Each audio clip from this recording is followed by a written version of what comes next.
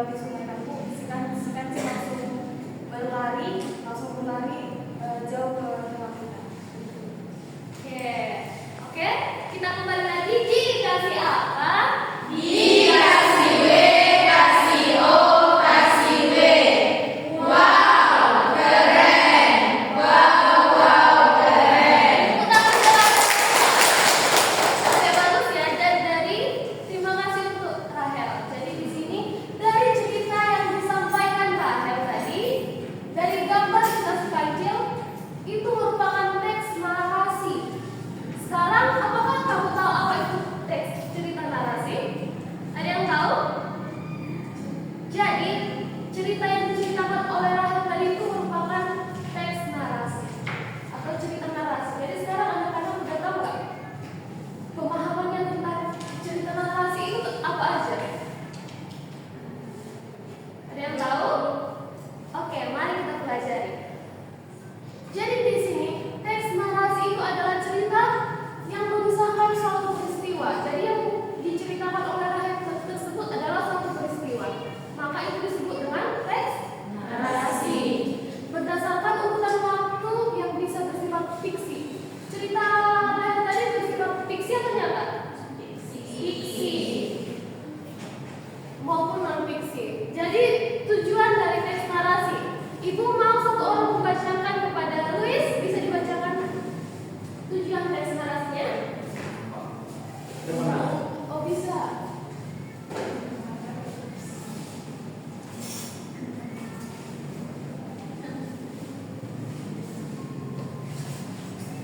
Tujuannya Ya. tujuan teks narasi sendiri sebenarnya untuk memberikan informasi, menambahkan pengetahuan serta menyediakan hiburan bagi pembacanya. Oke, terima kasih kepada Luis. Jadi di sini tujuan teks narasi itu adalah untuk memberikan informasi, pengetahuan serta menyediakan hiburan. Ibu cerita tentang si kancil hiburan nggak buat kalian? Jadi itu merupakan tujuan dari teks narasi. Dan setelah ini ada pula ciri-ciri teks narasi. Sesuai dengan definisinya, teks tersebut harus bercerita tentang sesuatu kejadian. Sama juga tadi yang dibilang oleh Rahel menceritakan tentang suatu kejadian. Teks narasi harus dibumbui dengan masalah, konflik yang menjadi puncak narasi. Jadi di setiap teks narasi itu harus ada masalahnya yang menjadi puncak narasinya. Di sini anak-anak udah tahu nggak apa itu teks narasi? Oke, sudah tuh. Jadi di sini ibu juga punya LKPD buat kalian. Jadi ibu mau kita dibagi menjadi 3 kelompok. Ayo, buat 3 kelompok anak.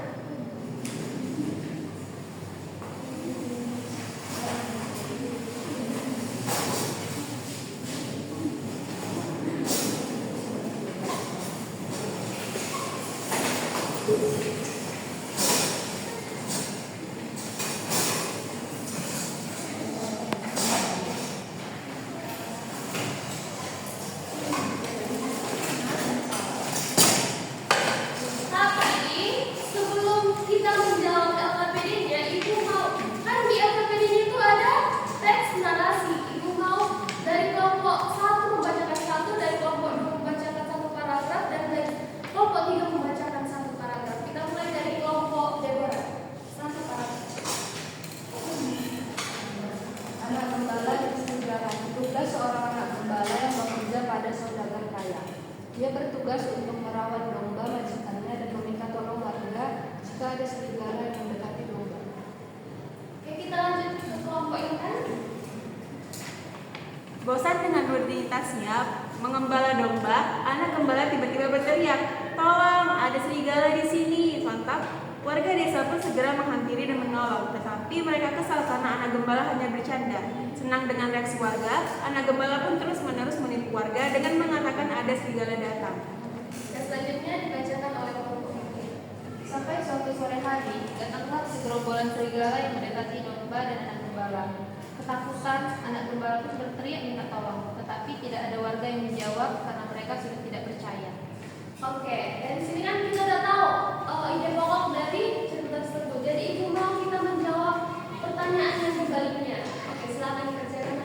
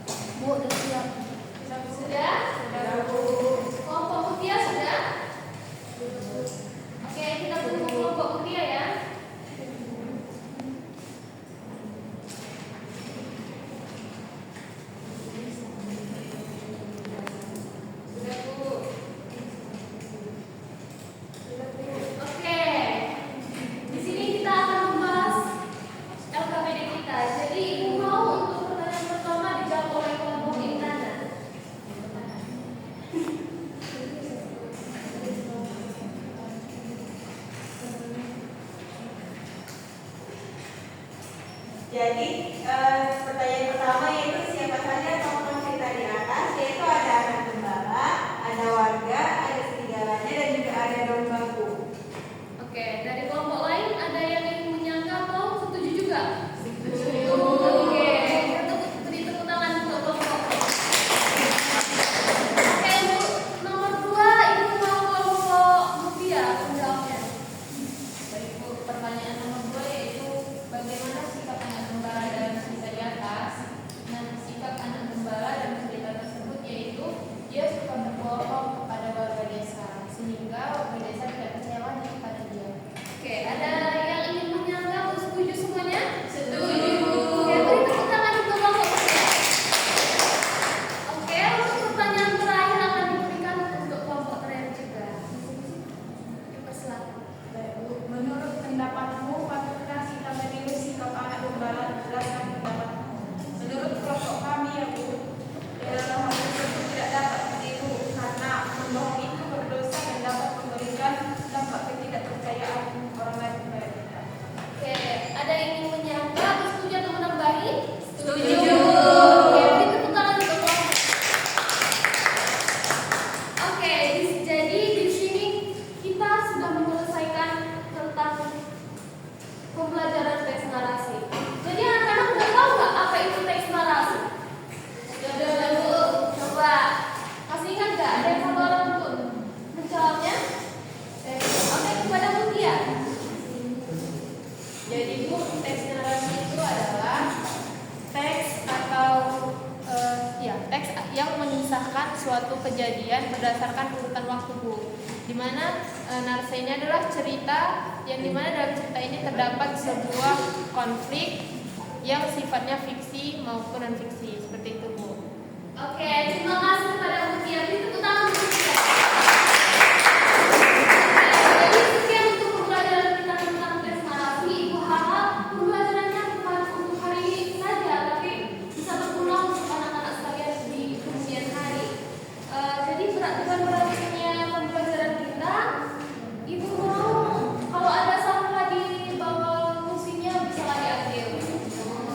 Nanti kalau pulang langsung pulang ke rumah ya anak-anak. Ya. Oke, sebelum kita menutup pembelajaran kita akan melakukan doa yang dibawa oleh Yuben. Pada Yuben dipersilakan. Boleh?